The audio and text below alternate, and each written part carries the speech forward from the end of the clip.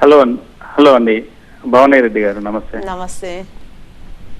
ఒక చిన్న క్వశ్చన్ అండి. మన ఈ ప్రస్తుత ప్రభుత్వం కానీ రాహుల్ గాంధీ గారు కానీ కాళేశ్వరం పైన పదే ఒక ఆరోపణ చేస్తున్నారు. 1,00,000 కోట్ల నిర్మించిన ఒక ప్రాజెక్టు 1,00,000 కోట్ల అవినీతి జరిగిందని చెప్తున్నారు. ఓకే, 1,00,000 కోట్లు జరిగింది అనుకుందాం. సో ప్రభుత్వాన్ని ఎంత తప్పు ఉందో ఆ కాంట్రాక్టుల దగ్గర కూడా అంతే తప్పు ఉంది కదా. అది ఎల్ఎన్టీ అనేది నిర్మించినప్పుడు ఎల్ఎన్టీని ఎందుకు బ్లాక్ లిస్ట్ లో పెట్టాలనుకుంటున్నారు? ఇది అబద్ధమా నిజమా? ఒకవేళ నిజమైతే ఎల్ఎన్టీని ఎందుకు బ్లాక్ లిస్ట్ లో పెట్టలేకపోతున్నారు? అదేవిధంగా కేంద్ర ప్రభుత్వం కూడా చేస్తుంది. కేంద్ర ప్రభుత్వంలో ఎన్నో ప్రాజెక్టులను వాళ్ళకి అసైన్ చేస్తున్నారు. ఈ రాష్ట్ర ప్రభుత్వం కూడా ఎన్నో ప్రాజెక్టులను అసైన్ చేస్తున్నారు. ఎందుకు బ్లాక్ లిస్ట్ లో పెట్టలేదు?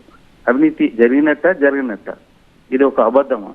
అది ఒకసారి మాకు ఎక్స్ప్లెయిన్ చేస్తారా? లేకపోతే మీరు మీ ద్వారా సీఎం గారికి లేదు లేదు, ఖచ్చితంగా నేను మొదలు అదే చెప్పినాను. వాళ్ళు ఏమంటారంటే ఇప్పుడు వాళ్ళ వారంటీ అయిపోయింది అంటుండ్రు. 3 years వరకే మేము చేయగలిగింది, 5 years వరకే మేము చేయగలిగింది, ఆ పీరియడ్ అయిపోయింది అని వాళ్ళు అంటా ఉన్నారు. అట్లా చేతులు దులుపుకోవడానికి లేదు కదా. మీరు చెప్పినట్టు 100% అది కరెక్టే. వాళ్ళు those fellows should be punished. Black లిస్ట్లో పెట్టేసి అయిపోతుంది, వాళ్ళు గిలగిల కొట్టుకుంటారు. సో ఎవరైనా చేయాల్సిందే. అండ్ మీరు అంటున్నారు కదా నిరుపయోగం అని, అట్లా ఏముండదు. దాని మీద తొందరలో అది చూసి అది అక్కడ మరి నిజంగా కూడా అంటే ఆ ప్రాజెక్ట్ 3 పిల్లర్లే కుంగినాయి. అవి రిపేర్ చేసి అవి రీప్లేస్ చేస్తే మళ్ళా తర్వాత మిగతా వాటికి ఏమన్నా జరిగి అసలు ఆ ప్రాజెక్ట్ అక్కడ కట్టడమే తప్పు అంటున్నారు కదా. అక్కడంతా కుంగిపోయే ఇసుక మేటలు వేసే ఏరియా అని చెప్పి. సో అట్లాంటప్పుడు కింద కూడా అంతా బొగ్గు అదంతా ఉంది అని చెప్తా ఉన్నారు.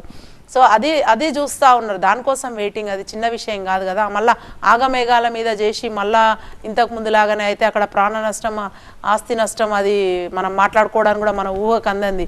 సో అందుకని చెప్పేసి we're taking time on that, అంతే తప్ప ఎంతసేపు ఇప్పుడు ఇంకా వాళ్ళని పెట్టాల్సిందే అని చెప్తాను నేను కూడా. ఎస్, తప్పు చేసిన వాళ్ళు ఎవరైనా సరే శిక్షించబడాలి.